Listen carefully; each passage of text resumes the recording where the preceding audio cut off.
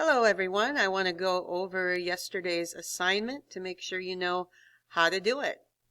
So this was an example of an X-linked recessive trait for hemophilia.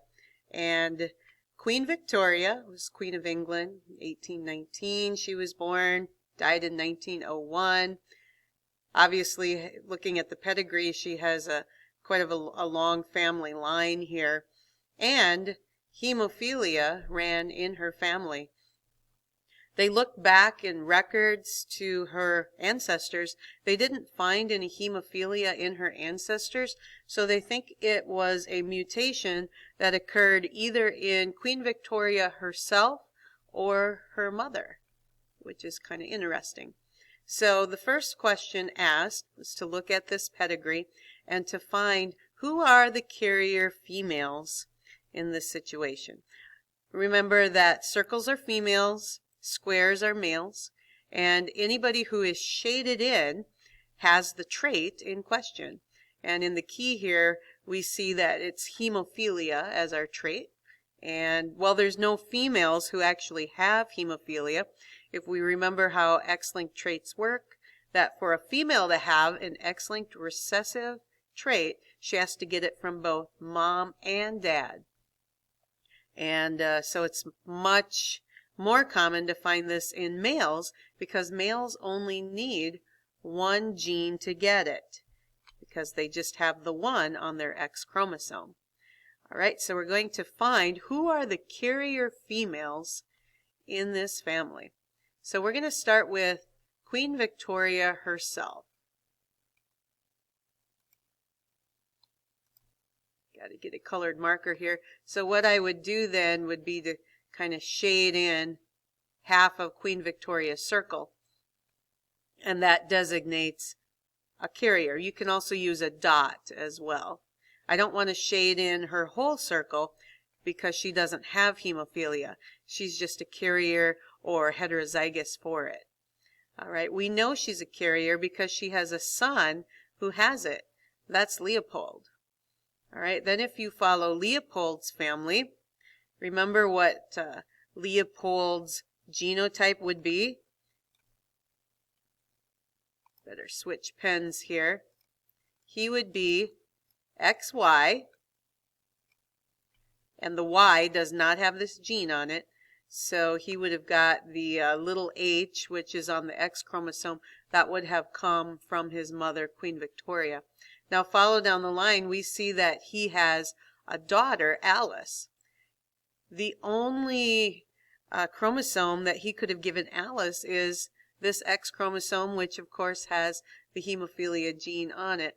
So we need to color in half of Alice's circle because she is a carrier for hemophilia. The sons would not have it of Leopold because he gave them the Y chromosome to make them male, and the Y chromosome doesn't have this gene. Let's follow Alice's family down further, and we see that yes, we can confirm she was a carrier. She does have a son here who has that. Now, is her daughter May a carrier? We don't know because we don't see who the kids are of May, so we have to leave May as is. Now let's go over to Beatrice, and we see in Beatrice's line that there's men who have hemophilia, so that makes Beatrice a carrier. So I'll color in half her circle, then follow down. Two of her sons got it, not Alexander though. How about her daughter, Victoria Eugenie? That's quite the name. And yes, she has 3 boys who has it. That makes Victoria Eugenie a carrier. All right, there's a total of 7 altogether, and we've just found 5. How about Marie and Beatrice? Well, we don't know who their kids are, so we can't say for sure. I'm only looking for certain carriers here. Now let's look at this line over here. We see some black colored squares. So Frederick William here has it. That means that Alice of Hesse must have been a carrier. To transfer that to him. He didn't have any kids. A lot of times back then, if they had hemophilia, they would die before they reached reproductive age. But in a royal family, it might have been more usual for them to live because they were a little more protected and had better care and better nutrition. So let's follow down here. We've got Henry of Prussia and Waldemar of Prussia. So that makes Irene a carrier. And then finally, the story from yesterday, Alexandra. Have to color in half her circle. The last Tsar of Russia's wife, Nicholas's wife, Alexandra, gave it to Alexis, the last Tsarevich of Russia.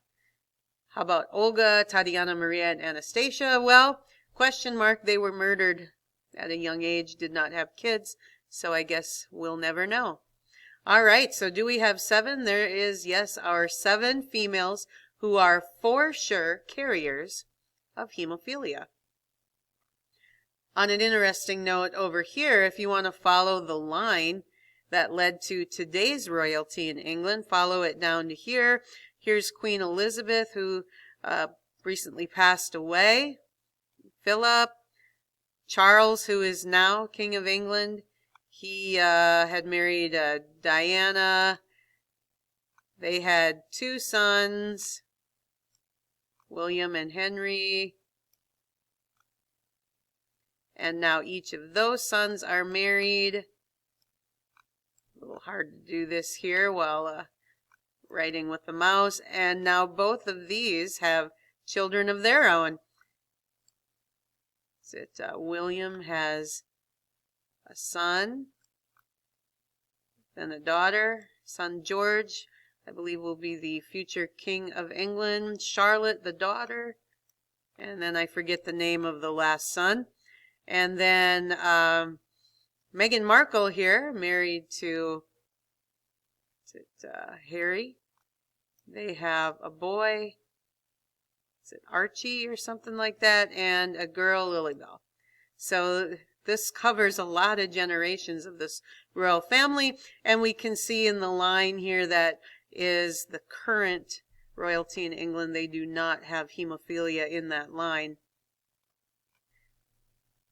Now let's look at the rest of that worksheet. We weren't done yet.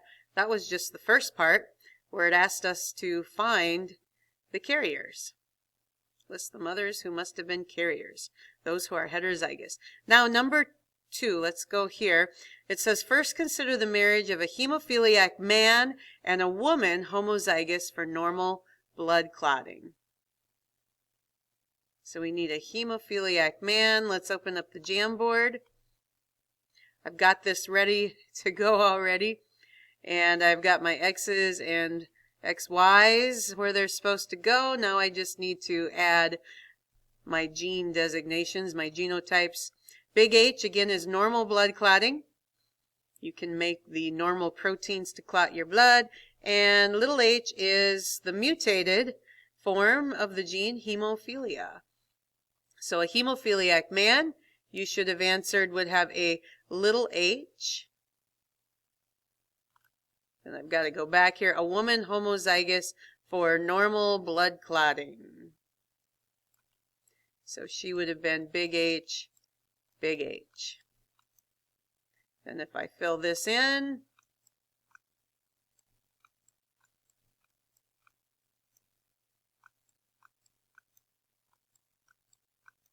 remember the Y doesn't get anything. It's just along for the ride.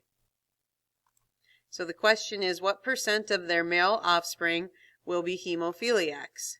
Well, both male offspring have big H's. They're normal, so I would say 0 on that one.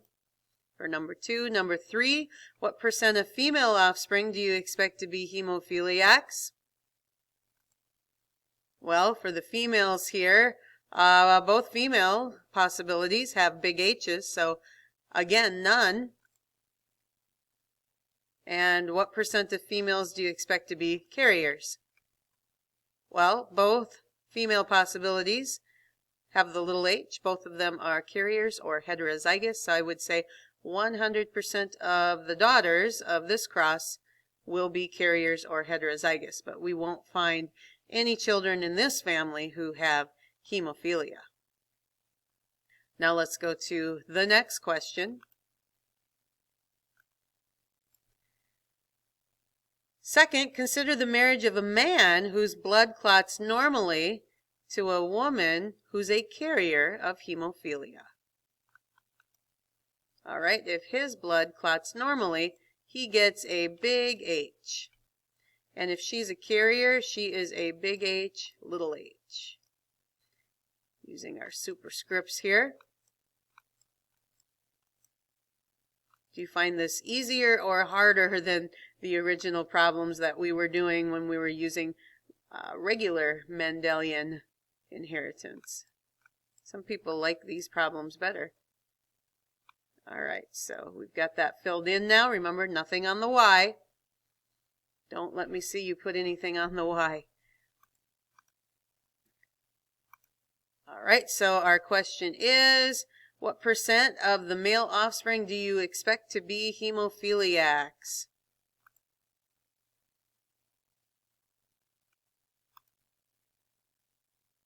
All right, so it's just, you could answer 1 out of every 2 males, or 50% of the males. In these types of questions, you have to specify males or females. So 2 boxes have males, so 1 out of the 2 boxes, or 50% of the males will be hemophiliacs. Number 6, what percent of their female offspring do you expect to be hemophiliacs? Again, we've got 2 boxes here who are females, but none of them have little h, so I would say 0 on that one. And number 7, what percent do you expect to be carriers? Well, only the females are considered carriers because they have the 2 genes, or the 2 X chromosomes. One here is not, big H is not. The other one, big H, little h, is a carrier. So 1 out of every 2 females, or 50% of just the females, will be carriers. I'm not going to say that this one's a carrier, because this one, the male, he has hemophilia. So that's different than saying he's a carrier. So he actually has it. All right, so that's how you do that worksheet and these types of problems. Now you are going to get a new worksheet to practice these problems even more, and you'll find some problems just like we did here with hemophilia, just like we did yesterday, red-green color blindness. There's another type of disorder called Duchenne muscular dystrophy that also occurs on the X chromosome, so you'll have a few of those problems as well. In the first problem that asks for a Punnett square, I actually did most of the Punnett square for you to help you out, but then the second one you'll have to build the Punnett square yourself. And then on the back of the page, I did provide the squares, but you're going to have to build those Punnett squares yourself as well. All right, let me know if you have any questions, and enjoy X-linked traits.